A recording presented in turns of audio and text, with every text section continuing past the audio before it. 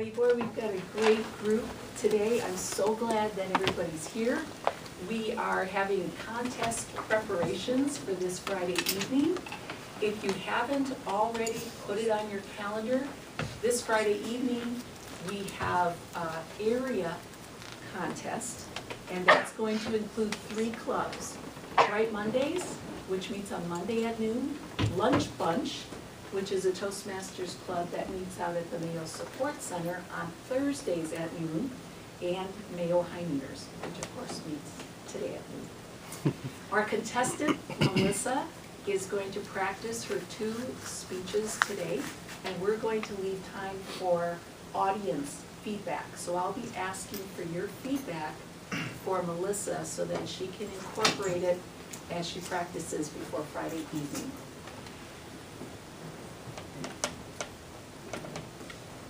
And with that, I'm going to start by introducing Joe. You know what? Are you okay, Joe? You're good to come up? Okay. Would you please help me welcome Joe to our community? I think it's quite proper that Toastmasters emphasizes improving our language. Language is mankind's greatest invention. It's what essentially allowed us to take over from the animals and to create exciting new inventions. Today, the word that I would like you to think about using is efficiency. Efficiency means to achieve a result with a minimum amount of time, energy, and material. I'll only give one example of efficiency. An efficiency expert is a person who wants to achieve the greatest efficiency at any cost. And now I'll mention the other things that I'm going to do to help you. I'm going to pay attention to grammar needs, nice words, and the use of the word efficiency. Thank you very much.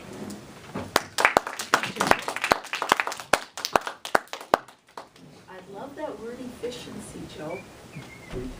And it's a great word to remember now in this era of working differently at Mayo, for us to be more efficient with our use of time.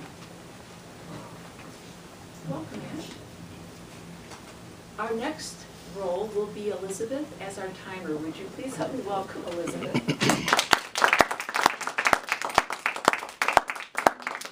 Thank you. Good afternoon, fellow Toastmasters. I will be the timer for today. My role is to track the time that speakers, evaluators, table topic, individuals take during their speaking roles. And this is very important because as we need to provide or deliver any speeches during work or outside the work or some community involvement, we're asked to provide the time for our speech, or maybe we are given a number of minutes that we need to deliver our communication. So this will help us keep us on track, and I will be not showing the cards and the lights as we typically do because we are doing the contest rehearsal, and in the contest we only use lights, so we're gonna try to just keep on that, just to keep us in that mindset. So for speakers, at 2 minutes left from the speech, I will turn on the green light, and it will be on until there is 1 minute left. At that time, I switch it to the yellow light, and then when the time has expired, I will switch it to the red light. For table topics, the green light will go on at 1 minute, and that's key because if you achieve 1 minute, that is really your what you should be aiming for. So keep on talking until you see the green light. Don't cut yourself short. At yellow, I will switch it to the yellow.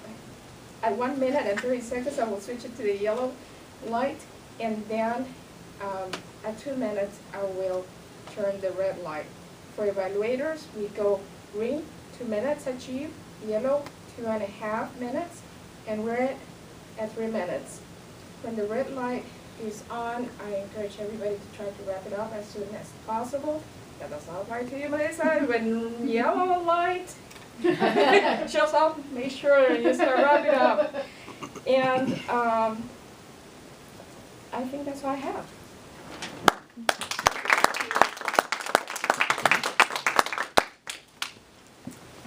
All right, our first speech today is from Melissa McNallen. She will be doing this on Friday evening for the area speech contest representing the Mayo High Nooners Club. I will introduce Melissa as she will be introduced that evening. Melissa McNallen, text, I need somebody. Text, I need somebody. Melissa McNallen.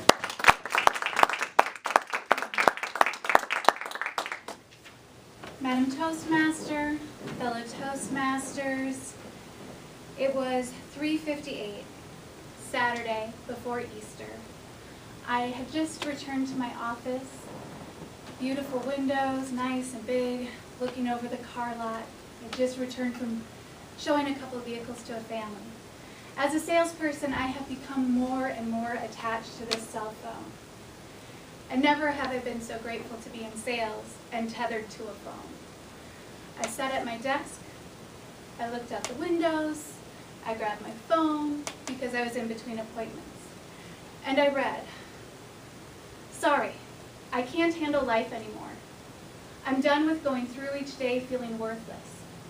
I can't do this anymore. I love all of you. See you someday." I calmly dialed my husband and said, "You need to go upstairs. You need to check on our daughter.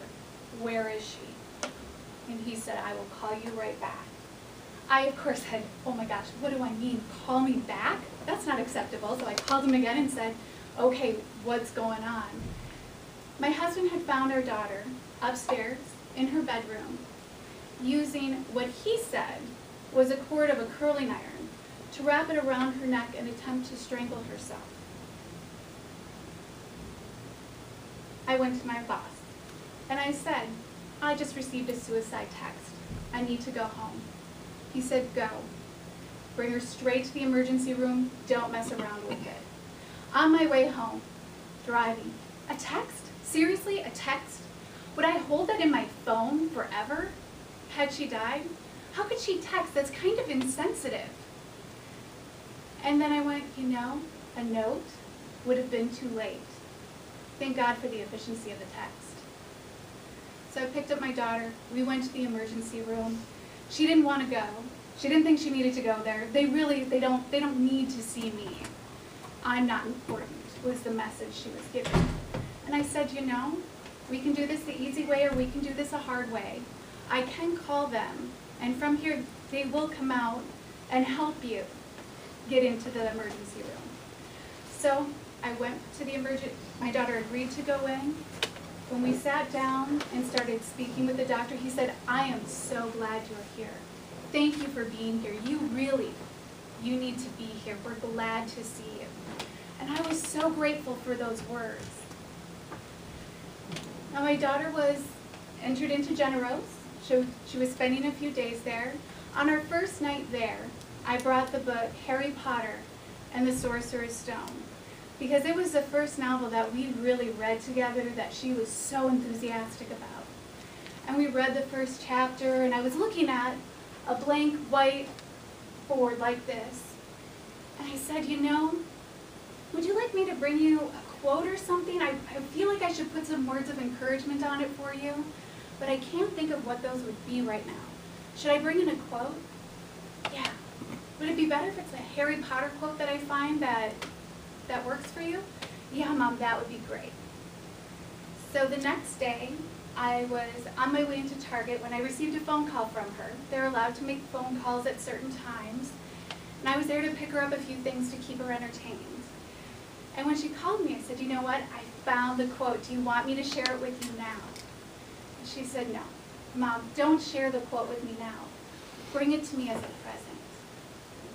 And never in my life, and I am a passionate person about words, but never in my life have I ever been more convicted about the importance of words and the use of language. And so when I made it to her room that day to visit with her,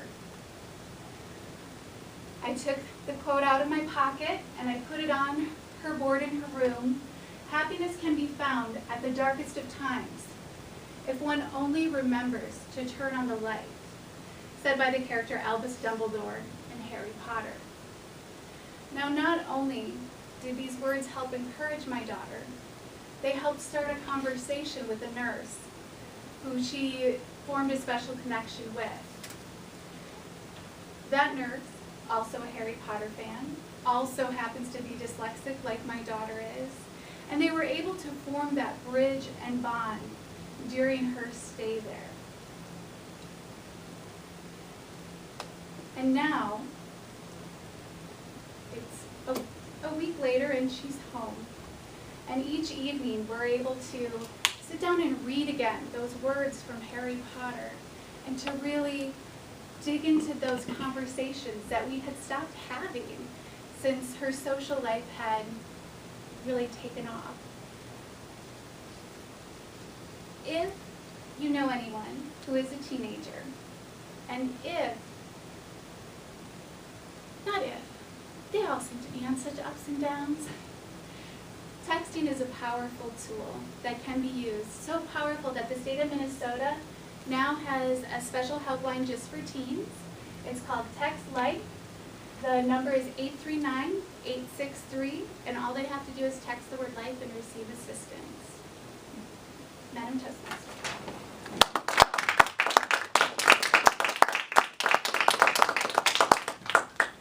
Melissa, thank you. I noticed a few renditions since last week.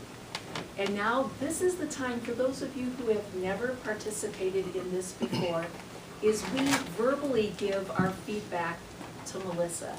Both, and I would say all constructive feedback, of course, both the positive and perhaps some things she could do to improve the speech for Friday evening. So I'm going to open it up with a few comments I had myself. I love the way you paused after you said your husband found your daughter strangled. It was great to pause for effect on that because I think people are going to need some time to really let that soak in.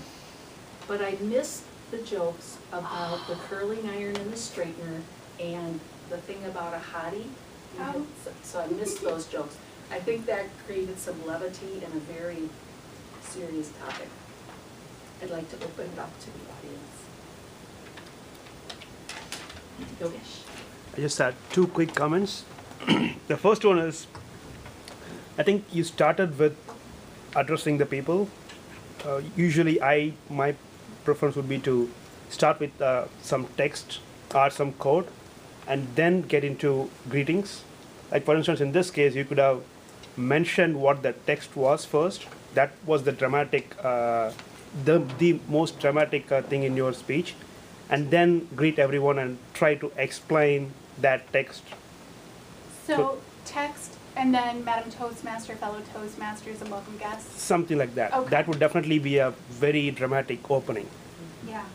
And another thing that I thought was, we did not know who your daughter was till the last minute, that she was a teenager, and so you probably should maybe set what her character is initially. So. Thank you, Yogesh. Good comments. Thank you. Joe. First, I'd like to say that that quote is absolutely fantastic. And centering your talk on it was a very clever move. I would like to know what you're doing. But I have a few comments. Well, yes. I didn't like the fact that your hands were almost always together here or down here. I like to see a little bit more motion with the hands in there. And now two verbal ones, which I guess I could give as close as don't like the use of the word convicted. Convinced maybe, but not convicted, because conviction usually means something negative. Is that clear? Mhm. And second of all, there were a couple of ands in there that I hope you don't use anymore. Okay. But please, Joe? but I really enjoyed your talk, I don't want you to think of me as just negative. Oh. Our whole intention here is just to make Melissa soar above everybody else. Sorry, Sidrul. I would have come and I not had the room. I would have skipped it. I know it's Any other comments for Melissa? Chris? A couple quick ones. The first, the addition of the text life, I think is a really good idea of pulling it in and making it relevant to everybody and using this as a lesson for everybody. The 2 points that I was going to have were with the use of the phone at the beginning of it. Just make sure, the one thing, it could become a distraction if you don't reference it before you go to use it, right? So at the beginning when you were starting to open it up and get to the point you needed to in your text so that you could read it, we didn't know why you were doing that, right? Like, we didn't know why you were all of a sudden opening up your phone. So if you're just to wait to talk about, and then I went to my phone and I already got this text, and so then you started reading the text. Oh. That way we would know why you were going to your phone for whatever reason it is. And then the other thing is when you go to start using it, or after you get done basically reading that text, to make sure you shut off the screen. Because when you pull it up to your ear, now it's a distraction of your phone being on next to your head. It's a couple of things. Good catches. And depending on if you employ Yogesh's comment about doing that first and then introducing, that would be a moot point. If Yeah. she uses Yogesh's. Well, yeah, if you, because I think the idea of opening it up with that text is a great idea to pull people in, and then kind of, like they say, Tarantinoing it back to that of why you're there. But, and if you were to do that with that, of just saying the text without reading it off, because you're going to remember that text, of course. So say the text before you read it off, and then you can still use the phone to read it later on as, acting it out. Is that a word, Tarantino? It's a Let's see. verb, maybe. That's just trying It's like Google? because he always starts his movie off like at the end of, and then you go through the whole movie to how you got there. Okay, got it. Okay. Other people got it. I didn't get it. What else? I have their opinion on the phone. I like the suggestion of Yogesh starting with that. You could have, if you want to really read it, to make that statement, instead of trying to open it, have it open. Have it already open rather than trying to do it on the stage. I think that was act. Hmm? I think that was an act. Oh, that was an act. No. No? Well, thank you for the credit. And this is where Melissa has to take our comments, filter them, and see which one she wants to Yeah, use. whatever works. If there are there any other comments at this point? I have a Tanya. positive comment that I was just dumbstruck. I don't think I breathed.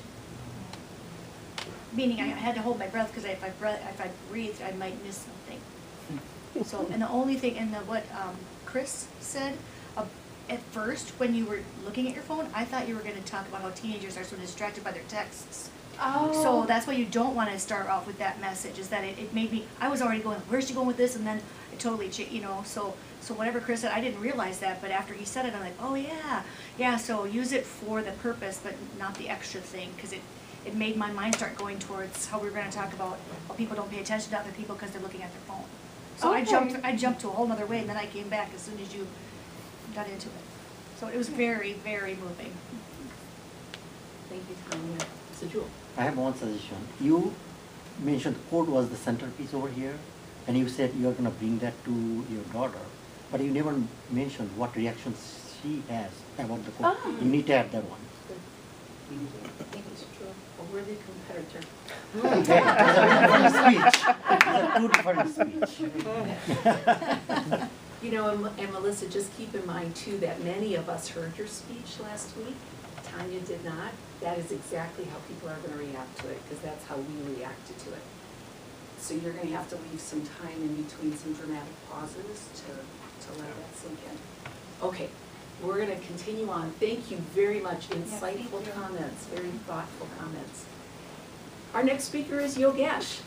Yogesh is preparing for a technical conference coming up on April 23rd in the booming metropolis of Salt Lake City, Utah. Yogesh is actually he's a doctor, PhD, and he is going to be doing his speech on MR elastography of liver with iron overload. And he has assured me that while this will be at a higher level, he will try to bring it down to our level, or my level. He's speaking from the Speaking to Inform manual. This is an advanced manual. It's after the first 10 speeches that our new members participate in. He's asking for 7 to 9 minutes. Would you please help me welcome Yogesh? Thanks for the great introduction, Mary. And as you said, this is a technical conference, but the crowd will be diverse, so I will try to keep it at a lower level. And also, so that everyone can understand. And also, we will be using a podium, so I will try not to use the stage here. All right.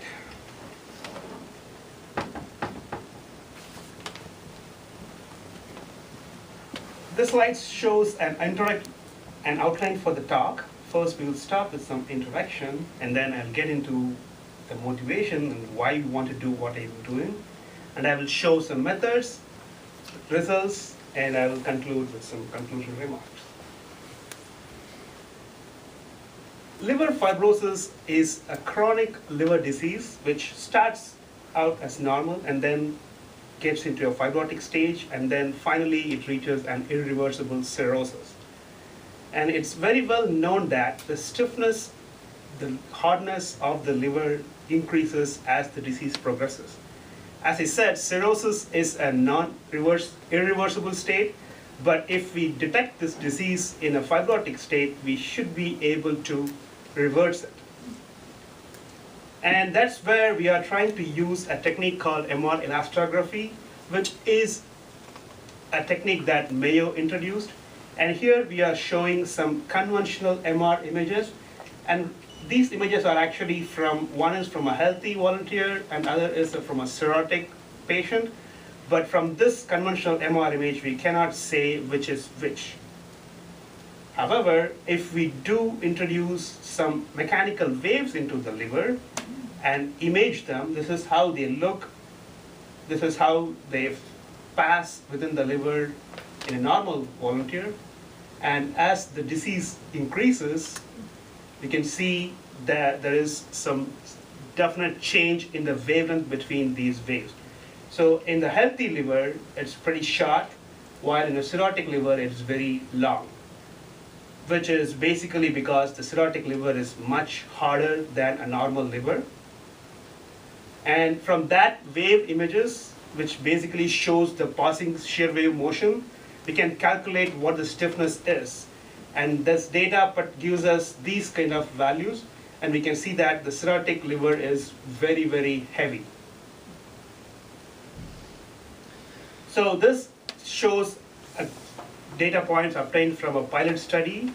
We can see that for healthy livers and also different stages of fibrosis, and stage 4 is the highest disease state. We can see that the stiffness actually increases as we expected. And currently, a cutoff value of 2.9 kilopascal is used. So if the stiffness is lesser than that value, it's a healthy liver, and if it is higher than that, it's set as fibrotic state. That's liver elastography in a nutshell, and this is currently being clinically used in Mayo and is getting widely accepted worldwide. However, there is still some challenges left in this particular technique.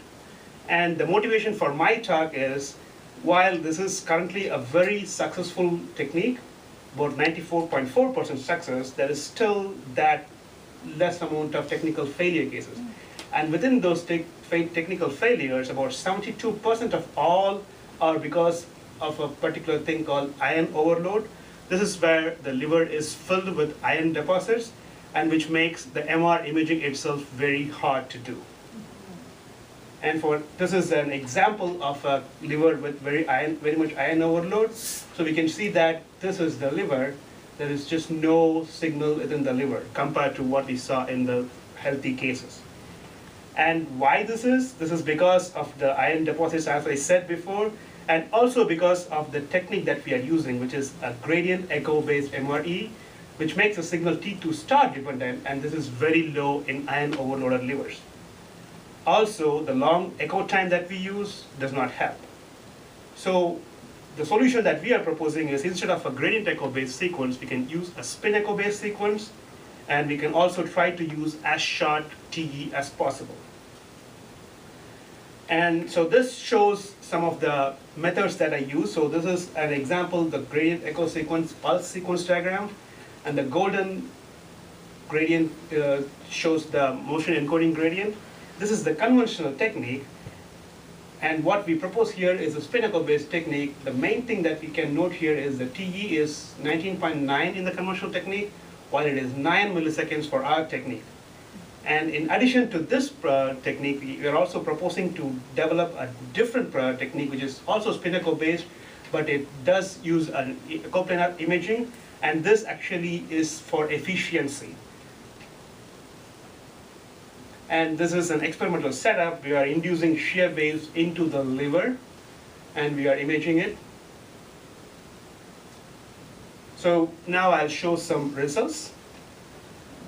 So before going into how this technique works in a patient with iron overload, we wanted to see if we can still use the same numbers that we use for our conventional technique. So for that, we wanted to see if the stiffness actually that we obtain from these three techniques are similar to each other. And this data shows the magnitude image obtained from these three pulse sequences, and we can see this is a healthy liver basically, and this is how the wave data looks like. And we can, two things to note here. One is that the shear waves are very similar, and the other, maybe it's not quite clear, there is some regions which has some checkerboard patterns in that, which says that that region we cannot trust the stiffness values. And which becomes more clear in this data. We can see the stiffness values are quite similar.